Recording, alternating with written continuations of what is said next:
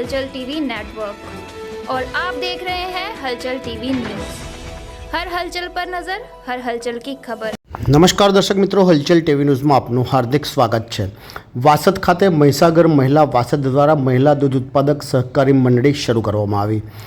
વાસદ સ્થિત સૂચિત મહીસાગર મહિલા વાસદ દ્વારા શરૂ કરવામાં આવેલી મહિલા દૂધ ઉત્પાદક સહકારી મંડળી લિમિટેડના લોકાર્પણ પ્રસંગે સાંસદ મિતેશભાઈ પટેલે ઉપસ્થિત રહી નવા સોપાન અંગે શુભેચ્છાઓ પાઠવી હતી। આ પ્રસંગે આણંદ જાગૃત મહિલા સંગઠનના પ્રમુખ આશાબેન દલાલ, બ્રહ્માકુમારીના જાગૃતિબહેન, અમૂલ ડેરીના ચેરમેન વિપુલભાઈ પટેલ, વાઇસ ચેરમેન કાંતિભાઈ સોડા પરમાર, અમૂલ ડેરીના ડિરેક્ટર ગુલાબસિંહ પરમાર, હંસા કુંવરબા રાજ, મહિલા દૂધ ઉત્પાદક સહકારી મંડળીના ચેરમેન જાનકીબેન, વાઇસ ચેરમેન દીપાલીબેન પટેલ સહિત મોટી સંખ્યામાં ગ્રામજનો ઉપસ્થિત રહ્યા હતા।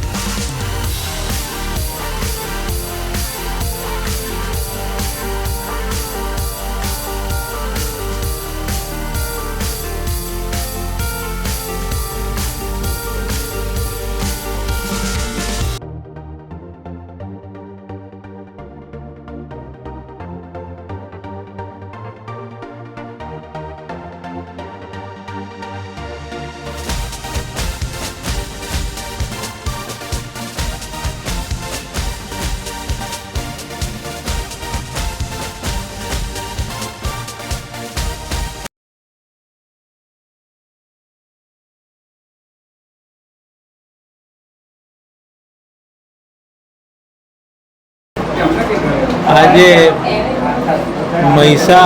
મહીસાગર વાસદ મુકામે મહિલા દૂધ ઉત્પાદક મંડળીના નવીન મકાનના ઉદ્ઘાટન પ્રસંગે મારી સાથે આ મંડળીના મહિલા ચેરમેન શ્રી જાગૃતિબેન,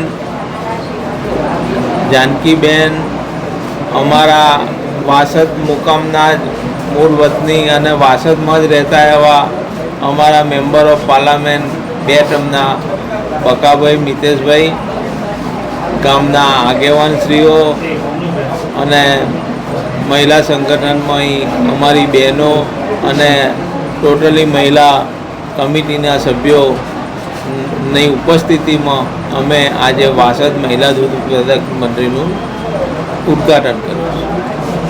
આગામી દિવસોમાં આ મહિલા સંચાલિત દૂધ મંડળીથી કયા પ્રકારનો મહિલાઓને ફાયદો થશે?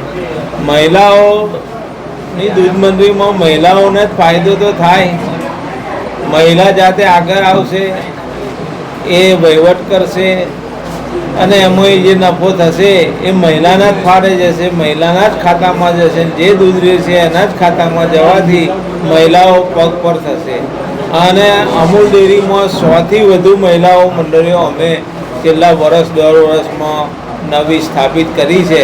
એટલી મહિલાઓને સપોર્ટ કરો, મહિલાઓને આગળ લાવી, મહિલા કેમની પગ પર થાય એવા હેતુસર અમૂલ ડેરી પણ કામ કરી રહી છે। જે પ્રમાણે દૂધના ભાવ વધી રહ્યા છે પરંતુ દાણને લઈને વધારો નથી આવ્યો, પશુપાલકોને શું કહેશો?